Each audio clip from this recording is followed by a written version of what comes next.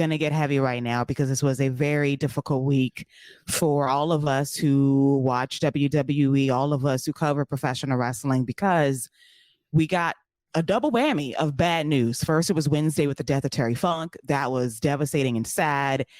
It was expected because he was not well for quite some time, and it was just a loss of a legend in this industry that will be sorely missed. And then Thursday rolls around, and it's around, I want to say, a little after 6:00 p.m. Eastern, and there's a tweet by Triple H, and it says plainly that Bray Wyatt had passed away unexpectedly. And that was news that floored everyone. I honestly can say I was numb to the news at first. I was like, is this real? Is this something that has been incorrectly reported? Was there a hack or something? But it wasn't. And we saw the outpouring of condolences, love, and remembrances from his friends, his coworkers, the people that knew him best. And, you know, this is the first death in WWE of an active wrestler since Eddie Guerrero. And that was way back in 2005. So seeing this news was devastating, surprising. We thought that Bray Wyatt was on the road to recovery from an undisclosed illness. Come to find out, courtesy of Fightful Select, that it was COVID, long COVID, that exacerbated a pre-existing heart condition. And unfortunately, he died of a heart attack on Thursday. And it's just incredibly sad to see a light dimmed at 36 years old. And he was such a talent. He was a creative genius in a lot of ways. And that when you look back on his career, he was able to reinvent himself time and time again. Now, the gimmicks can be polarizing at times in terms of the booking, but he had an idea every single time to reinvent the wheel of who he wanted his character to be, from the OG Wyatt family, from NXT to the main roster, to the Firefly Funhouse, to the Fiend, to bringing back the Wyatt Six last year. And what's so eerie about this is the fact that we were following the rabbit all across social media this time last year, picking up clues via QR codes, awaiting his return in October of last year. And to have him gone less than a year later is absolutely insane to me. But my condolences go out to his family, to his friends, the people that knew him and loved him the best. And this news, on top of Brodie Lee's passing nearly 3 years ago, it is really sombering to know that one half of the Wyatt family is no longer with us. So, Scott, before we dive into the life and times of Bray Wyatt, your thoughts on his passing on Thursday? Yes. I mean, it's a devastating thing. It's never something you want to hear. You know, I was always a fan of Bray Wyatt, you know, strictly as, you know, just the character and what he brought to the table creatively. I love the reinventions that he had. You know, for me, I'm 34, and, you know, I'm thinking about, you know, I got 2 kids and my wife, and it you know, you forget all about the wrestling and all that stuff, and you just start thinking about the family and the kids, and just, you know, them having to move on and just having to you know, deal with this. It's just not fair, you know. And that's the only way that I, you know, can think about it, because I just think about if something were to happen to me and my wife and 2 kids, like I just know the anguish. Or if I lost my wife, you know, it's just so, you know, it's a terrible feeling, and it's something that, unfortunately, as a wrestling fan, as a sports fan, I feel like I'm seeing younger and younger athletes passing away from different things. I mean, we just saw Bronny James have a heart attack. Like, this is just something that is reoccurring, and, you know, my heart just goes out to the family and just to the entire community, because you could see the shockwaves. And this is just Bray Wyatt. Like, the Terry Funk one was a big one too. You could see what he meant to everybody, and just, you know, the kindness of somebody. You can tell when somebody just has that type of personality. People all over wrestling are just talking about how they just miss his presence, just miss. Big Show was talking about just missing the hugs from him. Big E talking about just missing the hugs from him. You know, just having somebody who you knew anytime you saw him, it was just going to be smiles, laughs, and a big hug, man. Like, you live, tragedies like this make you just think about and appreciate stuff more. And I can tell you, when I heard the news, the very first thing I did was go and kiss both of my boys. And, I was just like, I love y'all, and my oldest was like, I love you too, but what's going on? What's up, daddy? You okay? I was like, yeah, I just wanted to tell you I love you, and like, make sure, if this is the last thing you hear from me, it's going to be, I love you. So, my heart goes out to them. My heart goes out to, again, everybody who is affected by this and anyone who's going through anything like this. So tragic news. I think WWE did as good as they could with this show. I thought everything was spot on. The chair got me. The chair got everybody, I'm sure. So, yeah, just terrible news. The chair got me. Seeing Eric Rowan, Redbeard, that got me because he was there for Brody Lee's memorial special on AEW nearly 3 years ago. And God, to see two of your friends die in the span of 3 years, that is incredibly heavy. And seeing Braun Strowman there as well in the rocking chair, that did me in. The video package and seeing his family, his kids, his friends, and in the tweets, Big E today got me because, he's a great storyteller, and how close he was to Bray Wyatt and their connection via wrestling and football and how well they knew each other for years, even before they started their WWE careers. It just really spans the connections he had with so many people and how much this hurts. But Jeremy, your take on the unfortunate passing of Bray Wyatt at 36 years old. There's a lot here, and I don't know how long I'm going to go here, but here we go. So, I had a hell of an August that included heart issues that were related to blood pressure. And when I finally got them all under control, it just reminded me of, the heart issues that lived in my family and, reminded very concerningly of it. After I got that all kind of settled away in early August, there was a death in the family that we now have to deal with, and held it together for that. Like, you're doing your thing, you're doing whatever. Terry Funk's death. Okay. All right. Like, it hasn't hit, like, we're not there. Bray Wyatt, I find out he died while I'm recording another show for the Fight Game Media Network live on YouTube with Stephen Conway. And like, a Slack message pops up that Bray Wyatt has died. And I'm in the middle of talking about Real One Enzo Amore's debut in New Japan Pro Wrestling, and we're just having a laugh. Like, Steven wants to roast him, and I'm ready to hear it, and it just stops the show dead.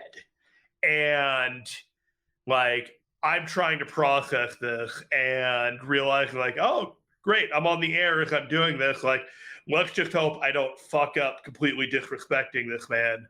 At least for the 5 to 10 minutes where we just have to stop what we're doing, because there's nothing more important in this exact moment. Then we get to SmackDown. The show starts. Maybe 30 seconds into that video of Bray Wyatt, I like the ugly cry. The tears are coming down my face, bubbling. My wife is looking at me, and she's like, really, it really got you. It's like, it did and it didn't. It's like, this was the one that broke the camel's back. Like, this has been like a hell of a month, and I can only imagine like what the family is going through, like, it culminating of all my personal worst nightmares, what could happen, with my family. So like, it all burst forth. And so like, that doesn't happen. Like, you just keep it together. You're just like, you're calm. That's how I do. And it's just like, Bray got me, man. Like, Bray, he got it. It was rough. So I just think about the impact this man had. For the 2010 decade, there were multiple points in the WWE history where his existence is crucial to the furtherance of what's happening, from the point that he was in Nexus all the way to Bray Wyatt, the debut with the Wyatt family, to the Fiend. His footprints are everywhere. And I think about what could have been because of his creative differences with other people and people who did not see what he saw. And I wonder if he was truly ahead of his time. I wonder if there are going to be people that are look at what he did and tweak what he did and try and create either imitations that pale or exceed his wildest dreams. Both are entirely possible. But I think those footprints will exist. And I think he was a driver of the audience. I think people showed up for Bray Wyatt. And I think those people won't be coming back now that he's gone. I don't think that there are... I think he was one of those wrestlers that you lost a chunk of the audience and they're never coming back. It's like there are some comic books that people will buy that and they don't care about any other comic book. Once that comic book is done, they're out. They don't care.